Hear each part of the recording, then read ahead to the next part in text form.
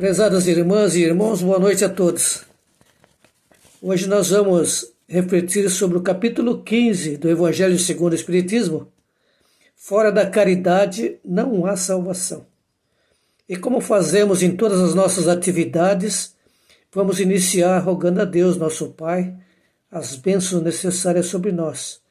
Em nome de Jesus, rogamos o amparo para que possamos compreender os ensinamentos, mas, sobretudo, que aprendamos a colocá-lo em prática no nosso dia a dia.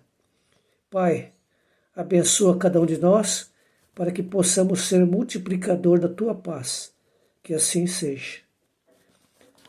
Meus irmãos, hoje vamos estudar fora da caridade não há salvação. E está no Evangelho segundo o Espiritismo, que lá no capítulo 25, nos itens 36 a 46 do livro de Mateus, que quando o Filho do Homem vier em sua majestade, vai separar as ovelhas dos bodes, e dirá para as ovelhas: passai à minha direita, porque tive fome e me deste de comer, tive sede e me deste de beber, estava nu e me agasalhaste, estive preso e me visitaste, estive doente e fostes me ver. E aqueles que estão à direita dirão ao Senhor da vida: Senhor, quando é que te vimos em tal situação? E ele então responderá: toda vez que fizeste isso por alguém que estava necessitando. E dirá aos da esquerda: afastai-vos de mim, malditos, porque tive fome e não me deste de comer, tive sede e não me deste de beber, estava nu e não me agasalhastes, estive preso e não me visitaste, estive doente e não me fostes ver. Da mesma forma, aqueles que estavam à esquerda clamaram: Senhor, quando foi que te vimos em tal situação? E o Senhor da vida, uma vez mais, responde a eles: toda vez que estive em tal situação e vocês não tomaram nenhuma providência para me socorrer, então serão lançados ao fogo eterno. O doutor da lei, entretanto, vendo que Jesus havia calado a boca dos saduceus, dirige-se a ele e pergunta: Senhor, o que é preciso para adquirir a vida eterna? E Jesus lhe responde: o que está escrito? O que se lê na lei? E o Senhor, que era mestre de Israel, responde: amarás o Senhor teu Deus de todo o teu coração, de toda a tua alma, com toda a tua força e entendimento, e ao teu próximo como a ti mesmo. Então Jesus, olhando para ele, disse: respondeu bem, faz isso e viverá. Toda a moral do Cristo se resume na caridade e na humildade, que são as duas virtudes contrárias ao egoísmo. E o fariseu, ainda tentando se dar uma de desentendido, pergunta a Jesus: mas, mestre, quem é o meu próximo? E Jesus legou para a humanidade uma das mais belas parábolas, que é a parábola do samaritano, contando-lhes uma historinha como fazia sempre. Então relata Jesus que um homem descia de Jerusalém para Jericó. E no caminho foi assaltado por ladrões que lhe tomaram os pertences e torturaram o homem, bateram nele, judiaram, abandonando-o na beira da estrada. Posteriormente, diz Jesus, descia pelo mesmo caminho um sacerdote que, ao ver o ferido, passou de largo, atravessou a rua, passou pelo outro lado. Logo em seguida, diz Jesus na sua parábola samaritana, descia pelo mesmo caminho um levita, que também era um religioso, mas que fez de conta que não viu o homem, talvez tivesse com pressa para chegar à sua igreja, né?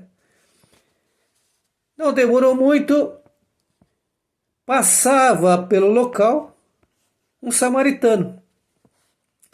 E Jesus se refere ao samaritano de propósito, porque a Samaria era um local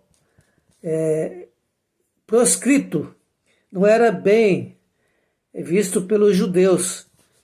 Isso tem origem lá na construção do Templo de Jerusalém, quando os samaritanos se recusavam a pagar imposto para a construção do templo, uma vez que eles tinham o templo deles, o templo próprio deles, né?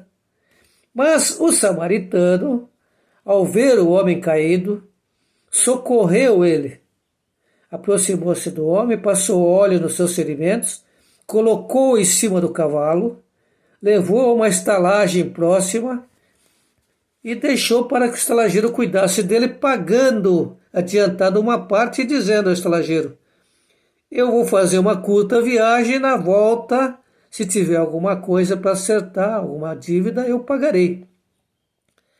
E Jesus, olhando para aquele que tinha feito a pergunta, ele diz: quem foi o próximo do ferido? Mas como eles detestavam o samaritano, ele não falou que foi samaritano, ele disse assim: foi aquele que socorreu ele, né? Então, está aí. O próximo é aquele que está necessitado naquele momento. E a palavra caridade automaticamente nos remete a um sentimento de pena de alguma coisa ou de alguma situação. Por exemplo, o samaritano tinha visto o homem caído, teria ficado com pena dele? Talvez não. Ele tinha por hábito ajudar as pessoas, né? Então a caridade não significa ter pena ou ter dó, ou ainda dar uma esmola a um pedinte no semáforo, né? Por engano, porque caridade é algo mais profundo.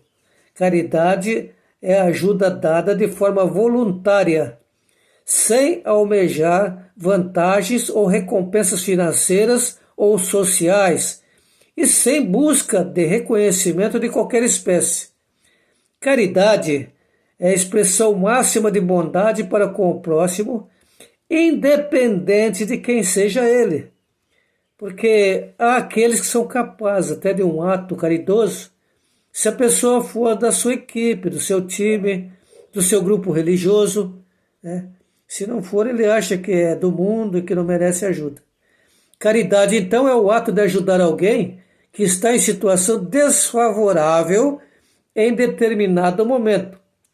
A ajuda pode ser financeira, moral ou psicológica. É o ato benigno de saciar as necessidades das pessoas. É um sentimento de amor e benevolência que denota a evolução moral daquele que procede assim. E o verdadeiro caridoso é discreto, porque não faz alarde ou autopromoção pelo ato que vem do fundo do coração. Ele está vendo a necessidade, ele ajuda, né? É fruto da sua evolução espiritual e por isso não expõe o necessitado, que já se encontra numa situação vulnerável, né? A pessoa está precisando, com vergonha, necessita do auxílio, nós estamos vendo que ele precisa. Então, deveríamos nos adiantar, fazer o benefício, mas recomenda-se que a gente se coloque no lugar da pessoa como se fosse nós que estivéssemos precisando, né? Então, caridade é a virtude de olhar o próximo e enxergar o indivíduo igual a nós mesmos, com necessidades e carências momentâneas, e por amor desejar auxiliá-lo com o máximo respeito e empatia. Não vale fazer o bem e tirar uma selfie para colocar no Facebook, né? A caridade está também no ato de ouvir. Isso, além da caridade espiritual, é uma forma de descobrir outras possíveis necessidades que talvez possamos encaminhar. Então, quando a gente para ouvir as pessoas, o que é raro hoje em dia, todo mundo quer falar. Poucos têm tempo para ouvir, né? Se a gente parar para ouvir, a gente vai talvez descobrir outras possibilidades que estejam ao nosso alcance de auxiliar o necessitado. Ao ouvir com atenção, paciência e com pequenas indagações, afinal de contas, quem tem que falar é o que está necessitando, não é verdade? Então a gente às vezes faz uma pergunta curta para a pessoa, né? Aí a gente tem uma noção, uma compreensão mais clara das reais causas do problema em questão e com isso as orientações e ajudas serão bem mais direcionadas para levar o necessitado a superar aquele momento difícil com mais rapidez e eficiência, naturalmente, né? Para nos tornarmos bons ouvintes, entretanto, é preciso desinflar o nosso ego, esquecer nossas patentes, né? Esquecer nossos títulos e, sobretudo, nos desarmarmos dos nossos preconceitos, né? A gente às vezes se acha superior ao outro, ou a nossa religião é melhor que a do outro, né? Então pode pensar assim, quem vai ouvir tem que ouvir com tranquilidade, com harmonia, sem julgamento, né? Então, a nossa casa, o Caminho da Verdade, faz essa tarefa já há alguns anos, né? As pessoas vêm, relatam as suas aflições, e às vezes é apenas uma conversa, né, para o esclarecimento, porque via de regra, determinadas situações a pessoa já tem a resposta. Ela precisa que alguém lhe reafirme se ela está correta ou não, se ela está no caminho certo ou não. E todos nós, em determinados momentos, temos necessidade de consultar alguém. Aí daquele que acha que sabe fazer as coisas sozinho, né? Geralmente acaba sozinho no meio dos erros. Existem aqueles que dizem que fora da igreja não há salvação. Outros ainda que apregou que fora da verdade não há salvação. Entretanto, no quadro do julgamento apresentado no juízo final, lá em Mateus, no comecinho da história, o juiz, julgador, não perguntou, não questionou nenhuma formalidade sobre as práticas exteriores. Não perguntou qual a sua religião, se apresentava com tal ou tal vestimenta, um sinal particular, porque tem algumas escolas religiosas que adotam, né, sinais particulares, algumas adotam roupas especiais, né? Os judeus, por exemplo, adoravam usar roupas talares, roupas coloridas, né? Aqui mesmo na Casa Espírita, de quando em vez, a gente ouve alguma sugestão assim, por que os médios que dão passe não usam roupa branca ou esse daquele jeito, né? Não existe, para o julgador, ele não perguntou lá na hora que mandou passar as ovelhas para a direita e os bodes para a esquerda, não questionou a religião, a forma como se apresentava, o importante é o servir. Agora, de posse desses conhecimentos, o que nos impede de praticar a caridade? Lá no Livro dos Espíritos, da questão 895, nos informa que, aliás, é uma pergunta, né? Além dos defeitos e dos vícios, qual é o sinal característico da imperfeição? E a resposta é cristalina: o interesse pessoal. O verdadeiro desinteresse, diz a resposta do Livro dos Espíritos, o verdadeiro desinteresse é tão raro sobre a Terra que é admirado como se fosse um fenômeno. E, na sequência, uma outra pergunta no Livro dos Espíritos: mas como pode alguém julgar-se a si mesmo? Afinal, o avarento se considera previdente. Então, os maiores da espiritualidade nos informaram. Na dúvida, pergunta a si mesmo como qualificaria esse procedimento se praticado por outra pessoa? Aí nos coloca numa situação mais fácil de analisar as questões, né? Como é que eu me sentiria se o outro não me ajudasse, sabendo que ele pode, tem as condições? Como é que eu me sentiria diante da negligência das pessoas, né? Então, na dúvida, colocar-se no lugar do próximo, que foi o ensinamento que Jesus trouxe para nós. Moisés nos trouxe a informação do Deus único, e Jesus trouxe a informação do Deus único, né, no seu entendimento, nos ensinando o amor, nos colocando no lugar do outro. A verdade é que aquele que reclama quando é acionado para prestar um auxílio não compreendeu ainda que foi a luz que o necessitado enxergou na escuridão em que se encontrava. Entretanto, tem criaturas que são igual à luz da geladeira, né? Acende, mas não aquece. Por isso, um sábio da antiguidade ensinava: conhece-te a ti mesmo. Está lá no Livro dos Espíritos, na questão 919 e subsequentes. E Jesus, num dos seus ensinamentos, que eu considero importantíssimo, nos legou a seguinte proposta.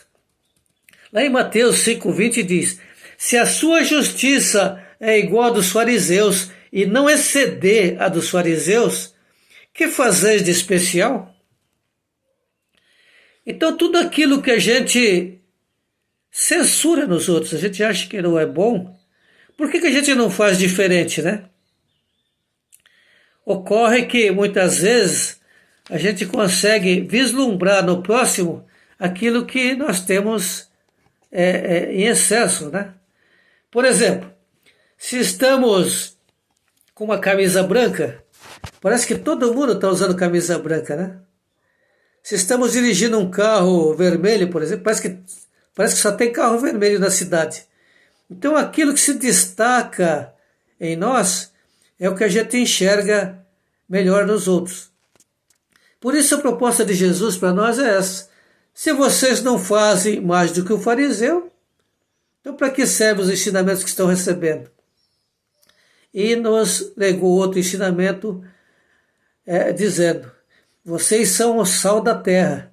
Se o sal não salgar, né, não serve nem para adubo, né? Então, a proposta da caridade, ela é muito ampla. Não é só dar o bem, dar uma ajuda, é importantíssimo, né? Com certeza. Mas saber ouvir, saber calar diante de uma ofensa, né? Às vezes, um rotundo não para uma pessoa que está querendo cometer um desatino é um ato de caridade. E nós vimos também no Evangelho que é um ato grandioso de caridade saber suportar as situações, né? Porque nós estamos num templo religioso, seja qual for a denominação, para fortalecer a nossa fé, para robustecer os nossos entendimentos, nosso conhecimento e sabermos superar as adversidades com fé, com esperança. E neste momento que estamos passando por uma pandemia, o planeta está sendo sacudido, nós temos que compreender que muitos estão em depressão, muitos estão numa situação de aflição, de síndrome de pânico. Então, devemos procurar descobrir no nosso próximo qual a sua situação e procurar levar esses ensinamentos, né? Aquilo que nós temos aprendido, porque, segundo Emmanuel, quem já ouviu o Evangelho 10 minutos, quem tem 10 minutos de Evangelho, já tem condições de socorrer, de ser caridoso com aquele que ainda não tem esse entendimento. Essa é a proposta dessa noite, e nós vamos nesse instante agradecer a Deus, nosso Pai, em nome de Jesus, pela oportunidade do aprendizado, rogando ao Pai as bênçãos sobre todos nós, para que possamos ser multiplicadores desses ensinamentos. Deus de infinito amor e bondade, abençoa-nos hoje e sempre, que seja feita sobre nós a vossa vontade, que assim seja.